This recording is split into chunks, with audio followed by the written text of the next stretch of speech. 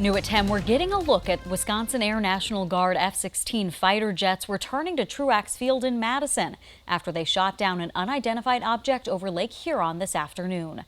Good evening, I'm Caroline Dade. An Air Force general says the United States believes the object first entered U.S. airspace last night over Montana. It disappeared from radar for a bit, but showed up back overnight as it approached Wisconsin. Tonight, Grace Olcheja covered on why officials say they shot the object down and what comes next.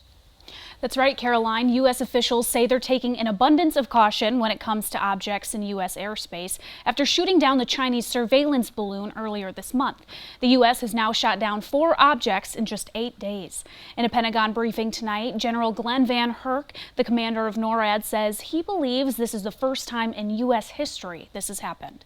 He says after the Chinese spy balloon flew across the country, the United States and NORAD adjusted radars to track slower objects. That's why he says this most recent object was considered an irregularity when it was over Montana.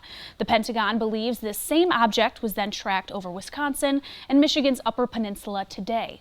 It eventually moved over Lake Huron, so U.S. and Canadian officials restricted airspace as they worked to identify the object.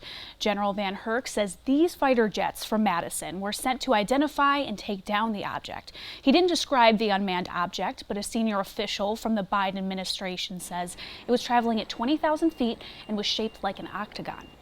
Melissa Dalton, the Assistant Secretary of Defense for Homeland Defense and Hemispheric Affairs, says these historic downs might at least be partially attributed to increased caution after the balloon from China was identified.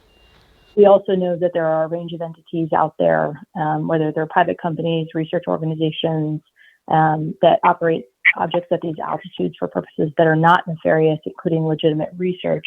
But because we have not been able to definitively assess what these recent objects are, the president wanted to act out of an abundance of caution to protect our security and our interests. Both Dalton and Van Herk say the U.S. will remain vigilant in monitoring our airspace, and any unidentified object will be taken on a case-by-case basis. They say there should be a better understanding of the purpose of these objects once crews are able to recover them.